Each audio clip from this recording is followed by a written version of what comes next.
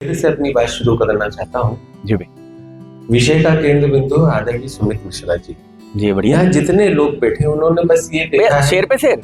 हाँ, कि एसी में बैठे हैं, कारों में घूम रहे, सेमिनार ले रहे हैं। बशीर अली साहब का एक बड़ा अच्छा शेर, वो कहते हैं कि ये कोई विरासत मुझे तोहफे में मिली है, ये विरासत कोई मुझे तोहफे में मिली है, तुमने मेरा कांटो भरा बिस्तर नहीं देखा।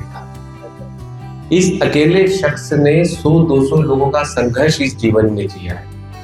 मैंने मेरे जीवन में 2 लोग ऐसे देखे जिन्होंने संघर्ष की पराकाष्ठा को छुआ है। एक आदरणीय रमेश मेंदोला जी विधायक, मैं प्रेस क्लब के कार्यक्रम से वापस आता था तो उन्होंने कहा बोले पंडित जी चलो आपको घर छोड़ देते हैं। मैंने कहा ठीक है। नंदा नगर उनके निवास गए, बोले पंडित जी चाय पी लो। मैंने कहा ठीक है।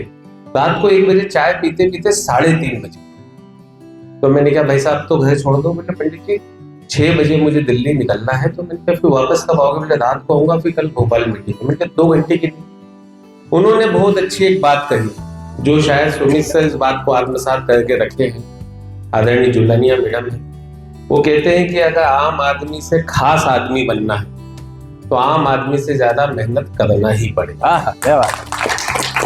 तो सुमित सर का संघर्ष इतना लंबा है कि घटना मैं आप सबको सुनाता हूँ, शायद मेरे और भैया के अलावा घटना किसी ने नहीं सुनी। संघर्ष किस लेवल का होना चाहिए। भाई साहब का प्ले था आनंद मोहन माथुर ने, क्या नाम था भाई साहब? हत्यारा। मैं प्ले देखने गया, रात को 11:30 बजे प्ले खत्म हुआ। भैया ने उसमें मुख्य अभिनय किया। भैया रात को 1 बजे घर लगे।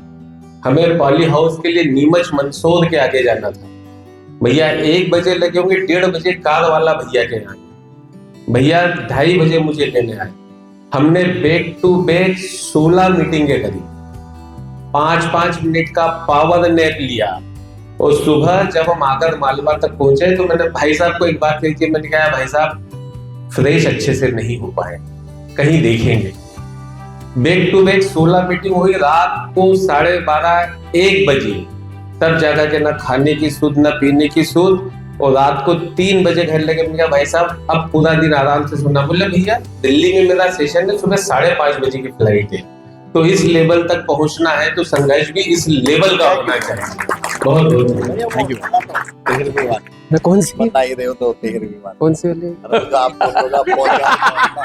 संघर्ष तो साहब अलग अलग तरह के होते हैं। हमने पॉली हाउस को लेकर के बहुत संघर्ष करा। हमारे पास फोन आते थे, भाई साहब यहाँ गाँव में मीटिंग, मैडम आपको वो लोग बुलाते हैं, हमको नितांत अलग टाइप के लोग बुलाते हैं। एक व्यक्ति का फोन आया आष्टा से, सुमित सर अमित सर यहाँ बहुत बड़े बड़े किसान बैठे, आप आज उनको पॉली हाउस की ट्रेनिंग देंगे।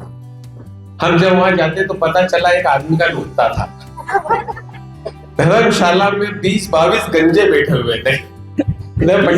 ये अनुभव अपनी लाइफ, मतलब एक तो व्यक्ति ने हमको बुलाया कि सर पॉली हाउस की ट्रेनिंग देने आ रहा हूँ। हम पहुंच गए, बुलाया 13वें में बिठा दिया।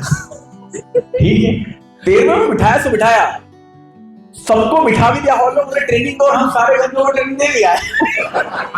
ये आए हैं तो क्या करें। तो अच्छी बात।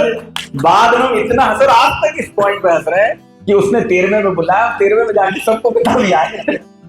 मतलब पूरे हॉल में सारे आधे घंटे बैठे, 13वें का प्रोग्राम बाहर चल रहा है, उधर पिंड बन रहा है, इधर हम पॉली हाउस बना रहे हैं। ब्राह्मण का कर्तव्य भी है, कुत्ते का खाना खा के भी आया।